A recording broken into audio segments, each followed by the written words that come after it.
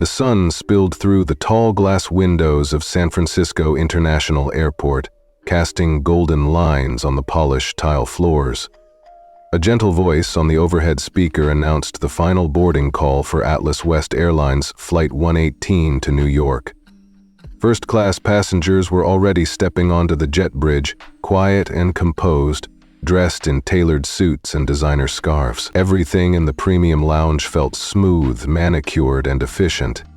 Then came Elijah Brooks. He was 13, white, small for his age, with messy brown hair that looked like it hadn't seen a comb that morning. His dark blue hoodie was crumpled around the edges, the sleeves too long for his arms. His tan cargo pants had creases that weren't fashionable, and his sneakers were clearly well-loved. Slightly scuffed, laces uneven, soles thinning. As he stepped into the first-class cabin, backpack snug on his shoulders, he looked completely out of place. The leather seats gleamed, champagne glasses clinked, a faint scent of cologne floated in the air. Elijah hesitated, then found seat 3B just by the window and slid in with quiet pride.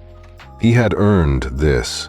After a year of straight A's, his father had rewarded him with a solo trip to visit his uncle in New York.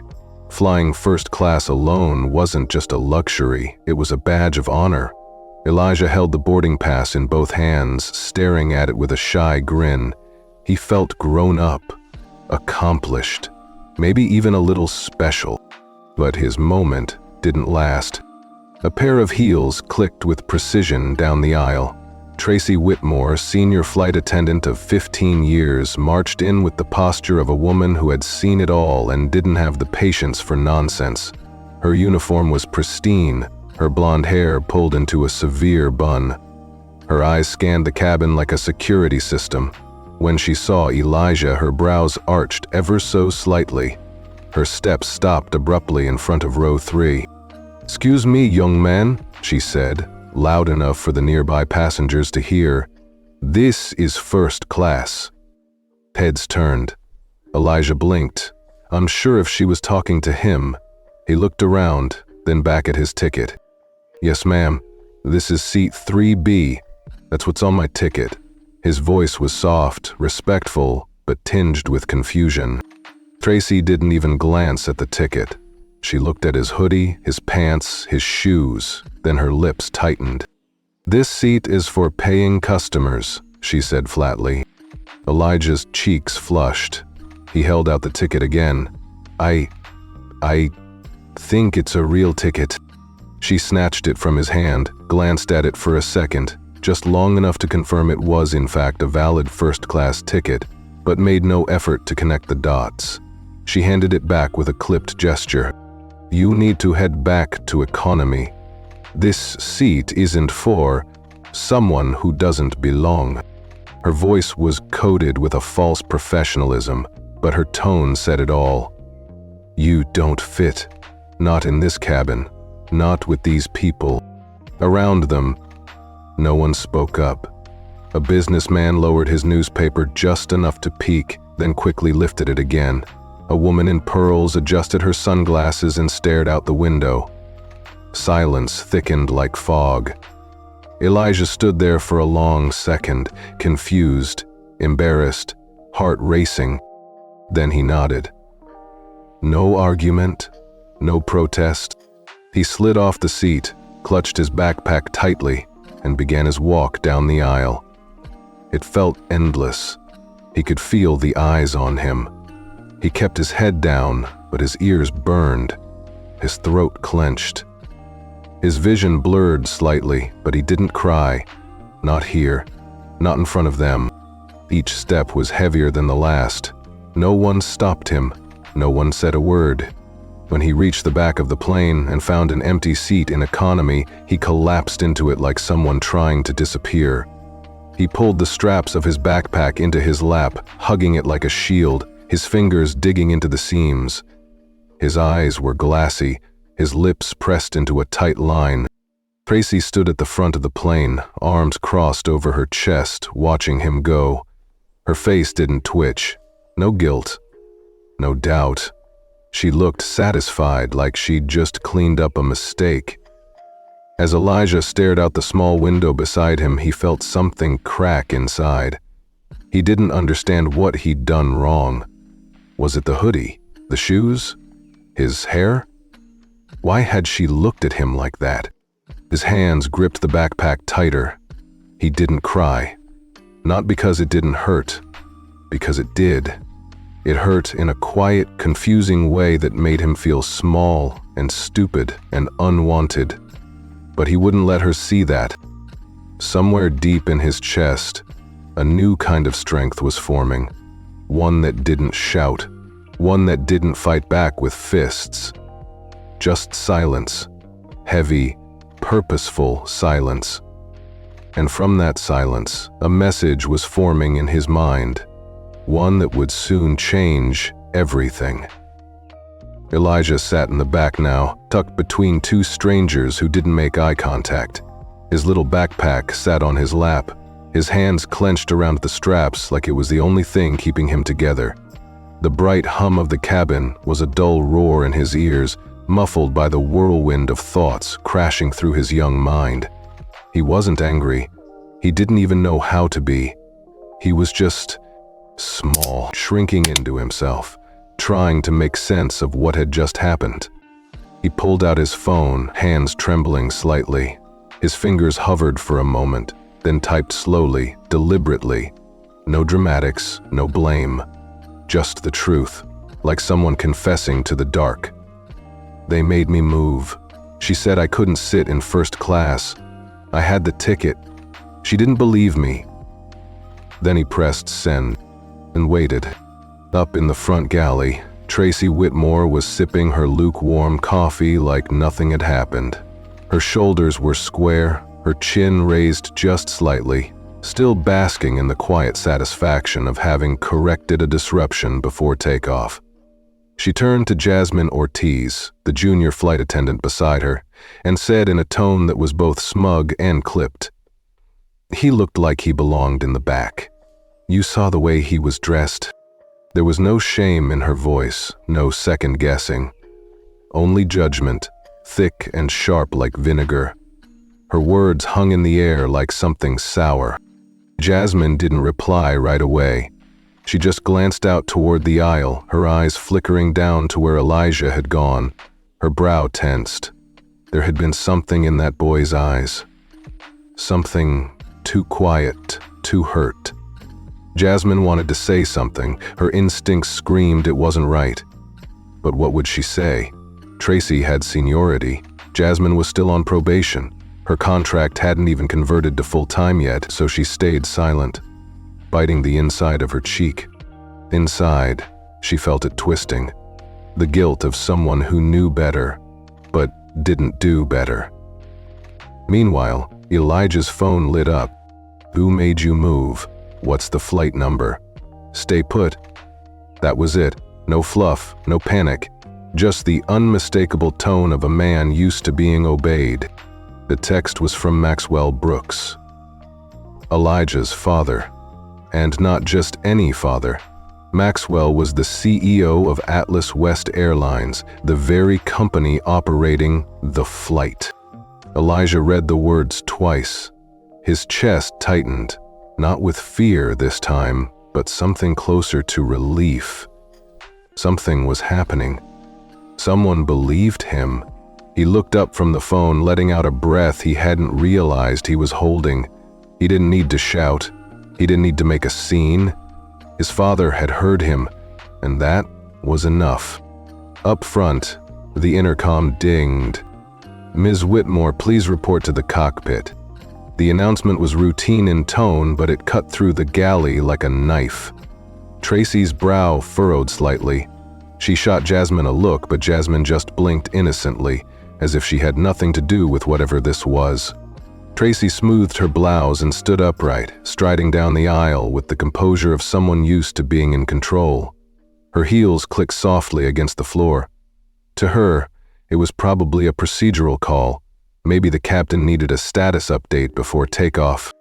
She had no idea what was waiting for her behind that cockpit door. Back in economy, Elijah didn't move. He just stared ahead, heart still pounding, but steadier now. The rows of seats stretched in front of him like a long road back to justice. No one around him spoke. No one looked at him. But that was okay. He didn't need their words. He had already said what mattered. In the galley, Jasmine watched Tracy disappear into the cockpit and pressed her lips together. Her fingers fiddled with the hem of her uniform jacket. There was a part of her that wanted to smile, just a little, because justice doesn't always come with sirens or shouting. Sometimes, it comes in the form of a father's text message, sent from a Manhattan tower to a boy with a bruised spirit sitting alone in coach. And sometimes, it starts with a name being whispered in the cockpit. Back behind the locked door, Tracy stood tall in front of Captain Roger Hale, who looked at her with an unreadable expression. She noticed the screen glowing beside him. It showed a live video feed of a man in a sharply cut navy suit standing in front of a glass wall with the New York skyline behind him. Tracy didn't know who he was yet. She hadn't connected the dots. She still thought she was in control. But that illusion, it was seconds from shattering. Tracy Whitmore stood near the cockpit door, casually balancing a silver service tray with one hand. She had just served the man into his sparkling water with lemon, and now she wore the smug look of someone who believed she had restored order to the world. The way she saw it, her job was to maintain the premium experience, and that scruffy little boy with the beat-up sneakers and wrinkled hoodie had clearly disrupted it. Removing him had been necessary. She felt good about it, confident even. The cabin door speaker crackled again. "Miss Whitmore, please report to the cockpit." She blinked, mildly annoyed but not nervous, probably some procedural check or crew request. She gave a tight smile to the businessman in 2C, then turned and walked with purpose. Her heels made soft, decisive clicks against the polished floor. She smoothed her blouse with one hand before pressing the button by the cockpit. The door buzzed open. She stepped inside, still holding the tray, posture perfect. The door closed behind her with a firm seal, and instantly the mood changed. Captain Roger Hale stood to her left. He didn't say a word, just looked toward a small mounted screen glowing on the cabin wall. On that screen, Tracy saw a sharply dressed man in a dark gray suit, standing before a wall of glass windows that revealed the New York skyline behind him. His expression was unreadable, controlled. The light from the city behind him cast him in cold silhouette. "Do you know who I am?" the man asked, calm as steel. Tracy hesitated. "No, sir," she said, her voice slightly thinner than usual. "My name is Maxwell Brooks," he said slowly. "I own Atlas West Airlines, and you just humiliated my son, publicly, without checking a single fact." Tracy's lips parted, but nothing came out. Her throat tightened. Her fingers clutched the tray instinctively. She tried to speak again, but found her voice caught between disbelief and dread. Her gaze flicked toward Captain Hale, as if silently asking what was happening. Plainer motion, Maxwell continued, still perfectly composed, every word cutting sharper than a raised voice ever could. "You saw a young boy sitting in first class. He showed you his boarding pass, and you made a choice, not because of a technical error, not because of safety, but because of how he looked." The silence in the cockpit was so thick, it buzzed in her ears. Tracy swallowed hard. "I didn't realize..." Maxwell cut her off, not with volume but with finality. "You didn't bother to realize. That's the problem." He leaned in slightly toward the camera. "You will escort Elijah back to his original seat, personally, and when this flight lands, you will report directly to the executive board. There will be a review of your conduct, and you will explain in detail why you thought he didn't belong." Captain Hale shifted his weight slightly, his presence quiet but firm. He nodded once. Tracy glanced at him, and in that small movement she realized something horrifying. He already knew. He had been looped in. This wasn't just a reprimand, It was the beginning of something larger. Tracy's spine, once straight with confidence, began to curve with shame. Her mouth felt dry. She couldn't find anything useful to say, not now. Her role wasn't senior anymore. In that small room, she wasn't the gatekeeper of civility. She was the subject of inquiry. She turned slowly and reached for the cockpit door handle. Her hand trembled slightly. The moment she stepped out, the air felt different. Her heels didn't click as loudly now. Her steps weren't as proud. Each stride back to the galley felt like walking through fog, like everyone on that plane could somehow see through her. Her thoughts spiraled. This wasn't about one seat or a boarding pass. It was about how easily she had dismissed a child based on his appearance, how quickly she had decided who did or didn't belong. She had done it so naturally, without hesitation, and that was exactly what made it so dangerous. She thought it was normal. Just before the screen went dark, Maxwell spoke one more time. His voice didn't rise. It didn't need to. I expect you to understand the difference between a mistake and a mindset. That line hung in the air even after the call ended. Back in the cabin, Tracy felt the heat rising in her face, not from anger, from humiliation, from exposure. She was no longer in control, no longer the person who commanded attention and respect. Now, she was walking down the aisle toward a boy she had shamed, and there was no script for what came next. Tracy stepped into the economy cabin like someone walking into the middle of a courtroom. The confidence she carried earlier had all but evaporated. Her spine wasn't as straight, her chin no longer tilted with authority. Each step felt heavier than the last. She didn't meet anyone's eyes, but she could feel them. Dozens of them watching her, questioning her, judging her without saying a word. The very silence that had once served her now betrayed her. It screamed louder than voices. A few passengers subtly shifted in their seats. Others peeked up from their phones, and someone near the front lowered their book just enough to get a clear look.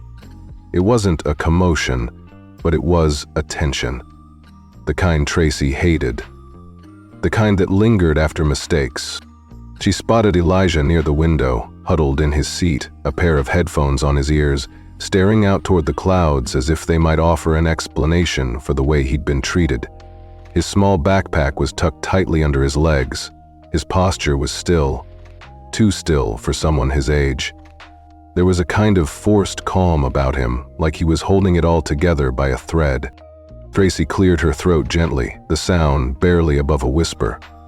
"There's been a misunderstanding," she said, crouching slightly to be at eye level. Her voice no longer carried the clipped sharpness from earlier. "You may return to your seat in first class now." Elijah turned his head slowly. He removed his headphones and looked at her, not up at her, but directly into her eyes. There was no fire, no tantrum, just this cool stillness, unsettling in its maturity. "You didn't believe me when I showed you the ticket," he said. No yelling, no sarcasm, just a sentence delivered with precision. It cut deeper than any raised voice could have. Tracy's mouth opened, then closed. She had no answer. She had seen the ticket. She had made a choice anyway, and now that choice stood in front of her, shaming her not with noise, but with truth. Elijah reached into his pocket and pulled out his phone. He didn't say anything. His thumbs tapped quickly. Tracy straightened, unsure what he was doing. Then, a few seconds later, the tablet strapped to her arm buzzed. A message flashed across the screen. "Take your time. Make sure she understands." It was from headquarters. From him. Tracy stared at the message like it had come from the sky. It wasn't just an instruction. It was a reminder that she was no longer in control. That the boy she had dismissed as a nobody had more power in his silence than she had in her authority. A breath caught in her throat. Around her she felt the attention growing again. Jasmine was at the far end of the galley, watching quietly. A woman across the aisle raised her eyebrows. A man one row back put down his coffee. It was like everyone was waiting for the next move, and Tracy had nowhere left to hide. She began, swallowing. I made a mistake. I'm sorry. She didn't even recognize the sound of her own voice. It came out lower, softer, almost foreign. She had never had to say those words to a passenger before, much less to a child. Especially not one she'd assumed didn't believe. Elijah didn't respond right away. He looked at her for a long moment, then gave a small nod. He put his phone away, slipped his headphones back on, and stood. Slowly, with grace that didn't belong to a 13-year-old boy. And then he walked. Past the staring passengers, past the silence that now leaned in his favor, past Tracy, who stood frozen at the side like an actress who'd forgotten her next line. It wasn't just a walk. It felt like a procession. The aisle, earlier a symbol of humiliation, now served as a stage for dignity.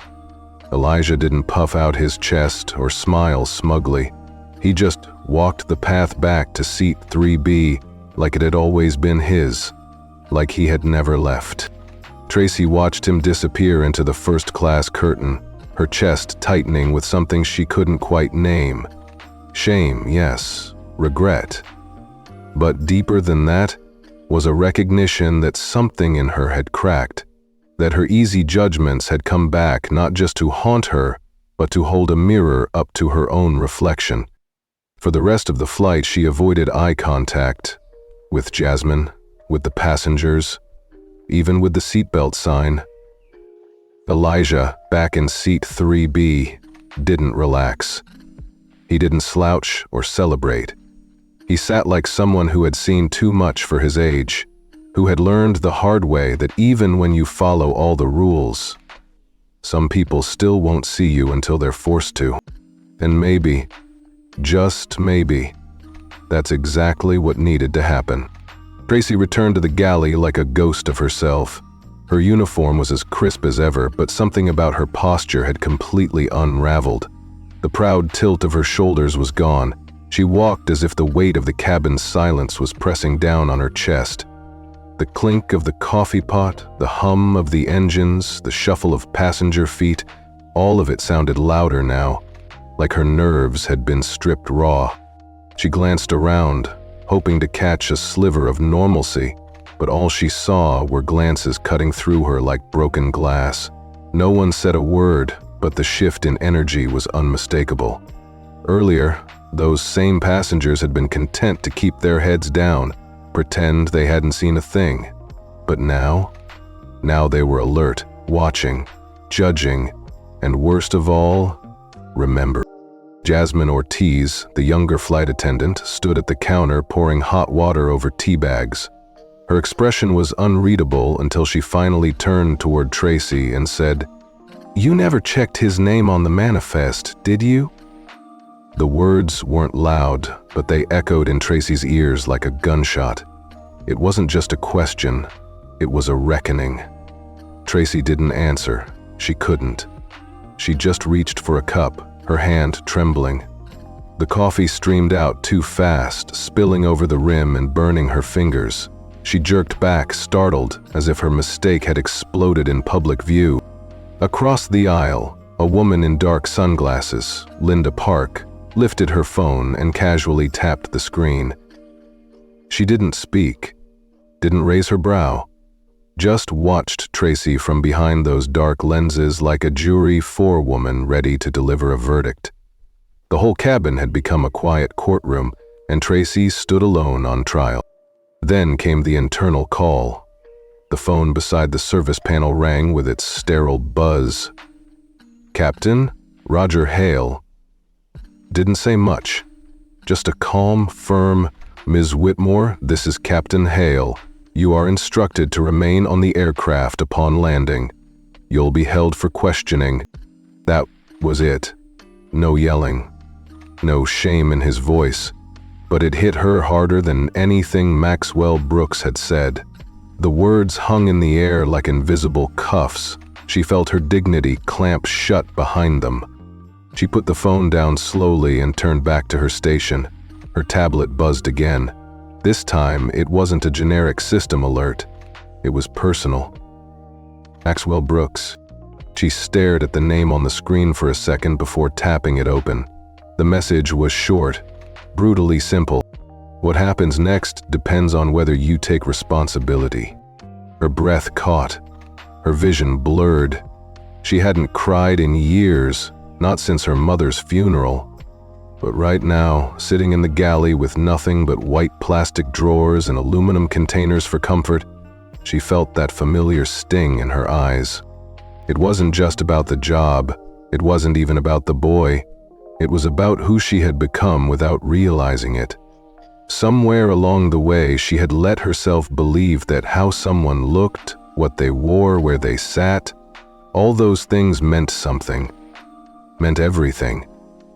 She had stopped seeing people. She had started sorting them. Tracy sank into the jump seat, her legs weak beneath her. The words she'd spoken to Elijah played over in her head. This seat is for paying customers. At the time, she'd said it with pride, with certainty, like she was guarding the gates of something important. Now those words sounded hollow. They weren't just wrong, they were cruel. They were ugly, and they belonged to her. Her fingers twitched, as if trying to undo something that had already cemented itself into memory. She stared at the galley walls. Everything felt smaller, tighter. Her world had shrunk. The passengers continued their flight like nothing had happened, but Tracy knew better. They were watching. Even if they weren't looking at her, they knew. And worse, she knew they knew. Jasmine didn't say another word, but her silence spoke volumes. Disappointment, disgust, maybe even pity. It wasn't the pity Tracy wanted. It made her feel older than her 49 years, like the world had shifted overnight and she was suddenly behind the times. A part of her wanted to lash out, to say something sharp, but she couldn't. That part of her had been stripped away in the cockpit. And Elijah. That boy. He didn't shout, he didn't curse, he didn't demand, he just stood up, looked her in the eye and let the truth speak for itself. That was what hurt the most. He didn't have to humiliate her, she'd done it to herself. She closed her eyes and took a slow breath, but it didn't help. The cabin wasn't just filled with recycled air, it was filled with quiet judgment, thick as fog. And it wasn't going to clear until this flight landed, and probably not even then. Tracy sat still, listening to the quiet, waiting for the descent. But inside, she was already falling. The plane touched down at JFK with a gentle bump, but for Tracy Whitmore, it felt like an earthquake. She stood stiffly in the galley as passengers gathered their belongings. The final chime dinged overhead and the seatbelt signs blinked off.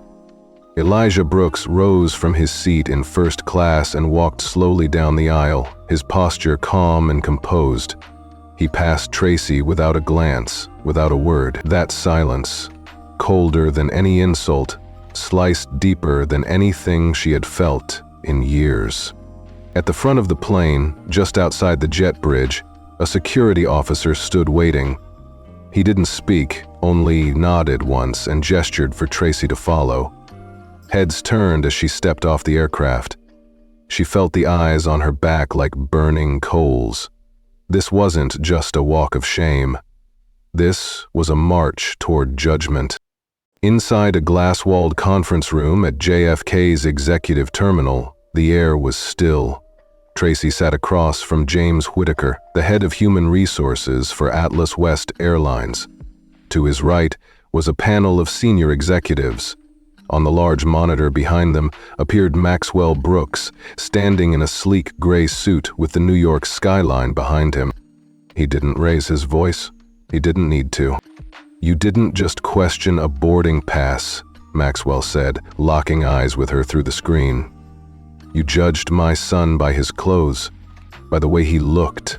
You humiliated him in front of a cabin full of people who said nothing but saw everything. Tracy tried to speak, but the words dissolved in her throat. She had no defense, not anymore. James cleared his throat and spoke with formality that made it feel final. "Ms. Whitmore, you are hereby suspended without pay, effective immediately. A full review will be conducted. Until then, you are not permitted on any Atlas West property." A badge was slid across the table, her employee ID. Invalidated. She picked it up with numb fingers, the weight of it somehow heavier than it had ever felt. Security walked her through the back of the airport. No goodbyes, no sympathetic glances, just fluorescent lights and silence. That evening, back in her small apartment in Queens, Tracy sat alone on her couch. The sun had gone down, but she hadn't turned on the lights. Her phone buzzed. One new email. It was from Maxwell Brooks. "My son may choose to forgive you. But first, ask yourself, who are you when no one's watching?" Her hands trembled as she typed a reply. Not an excuse, not a defense, just an apology. "I'm sorry. I was wrong." She hit send and stared at the empty room around her. For the first time, she wasn't sure what kind of person she really was. But maybe now, finally, she was ready to find out.